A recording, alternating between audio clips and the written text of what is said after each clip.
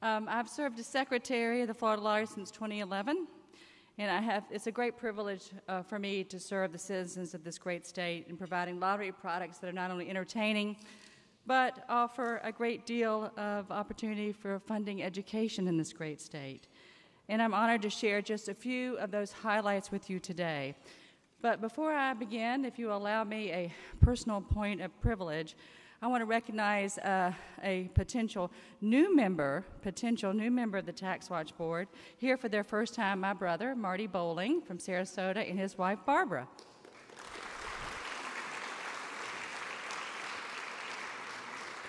The only tough thing about that is my brother's a West Pointer. I'm going to have to do a real good job because I'm sure I'll get a critique later. But like TaxWatch, the Florida Lottery, we hold integrity and accountability as two of our most important values.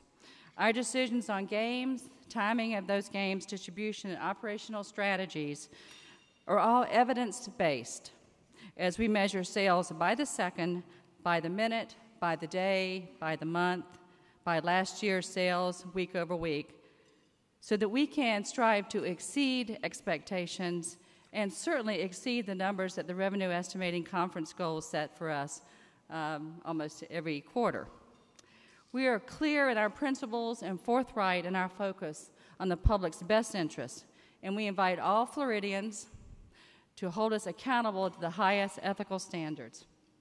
Integrity, above all, has played a major role during our last 25 years, especially this year as we celebrate the 25th anniversary of the Florida Lottery. All players must have a fair opportunity to win, and we provide that platform 365 days a year. We recently introduced a refreshed logo, as the chairman said, brand and website, along with new game options for players. This was an opportunity to recommit to our mission of generating additional funding for education, and it has paid off, I'm happy to say, allowing the Florida Lottery to have its most successful year to date. Speaking of success, this organization, the brand, Florida TaxWatch, through the leadership of Dominic Calabro and the vision of its advisory boards, is providing relevance every day through meaningful research on topics that will make Florida a better and more vibrant place to work, play, and live. Thank you, Dominic, and your team for inviting me here today and for all you do.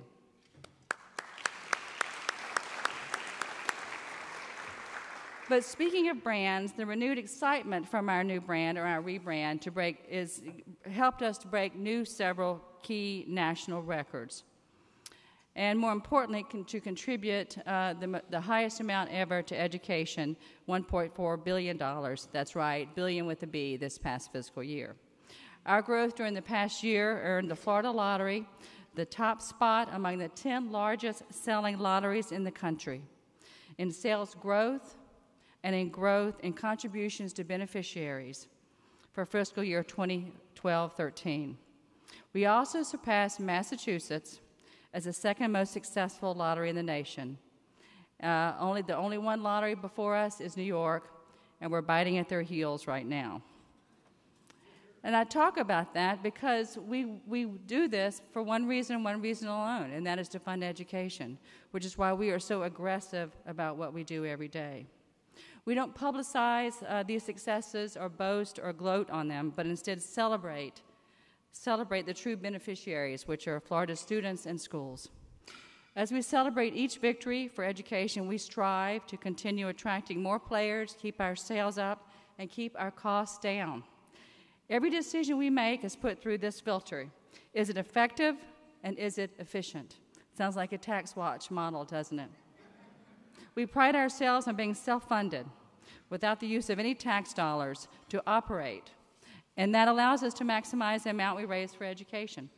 Currently, lottery funds represent approximately 6% of Florida's more than $20 billion education budget. During the past 25 years, more than $25 billion has supplemented the state's education budget, cementing the lottery's position as a reliable revenue source.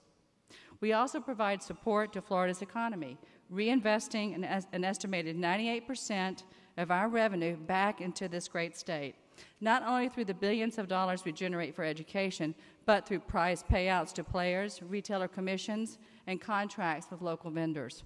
That means we spend less than 2% of our annual budget on operations, making us the third most efficient lottery in the country.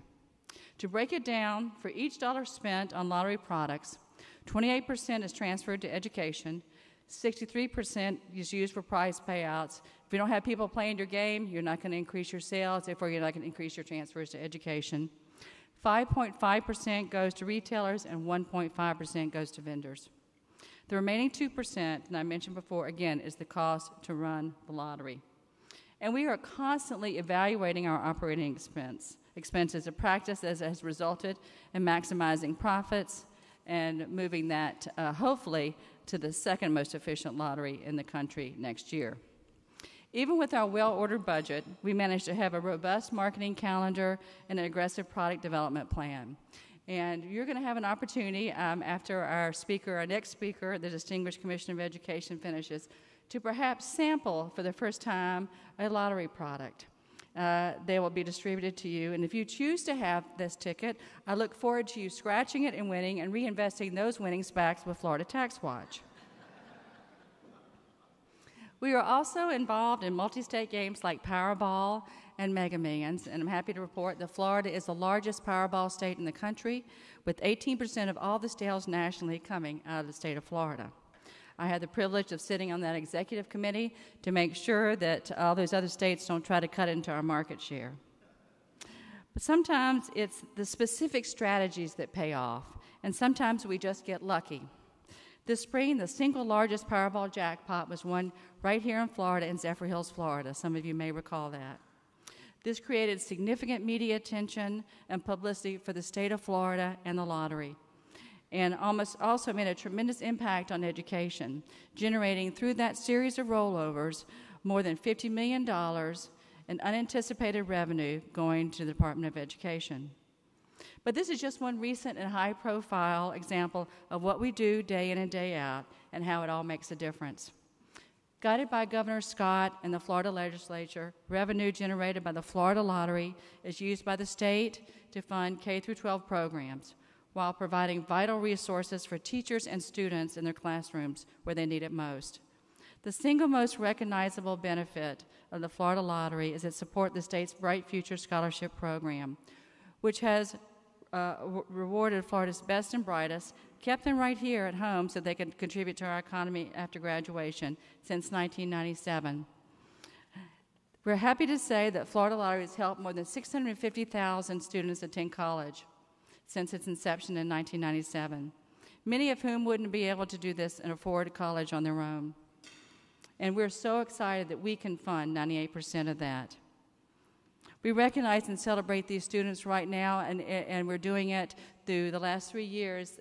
Throughout the fall, we go to universities and community college, state colleges throughout the state to celebrate Bright Futures scholarship recipients, applaud them with their university administrations, and remind them that their scholarships are partially funded or mostly funded by lottery revenues.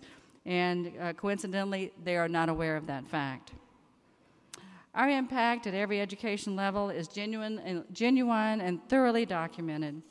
Florida public schools have received more than $11.1 billion from the Educational Enhancement Trust Fund since the lottery's inception. More than $2.9 billion in lottery net revenues have helped build, renovate, and maintain nearly 800 schools, and Florida's community colleges and state universities received a combined total of more than $6.4 billion since the lottery's inception. As we look ahead to our next 25 years, we savor our success, celebrate our players, and reflect with pride on our contributions to Florida schools and students. However, we're never complacent. You can expect the lottery's future to be filled with stimulating new directions, new fun games, and renewed commitment to generating vital revenue for education. Thank you for allowing me to share some of these high points with you today. I'm happy to answer any questions you may have, and look forward to, if you win the grand prize and the Gridiron Cash ticket, which is a rivalry ticket between FSU and Florida, we're going to distribute to you later. I look forward to hearing of your contributions back to TaxWatch, or to seeing you in Tallahassee, where I'll give you a big check. Thank you.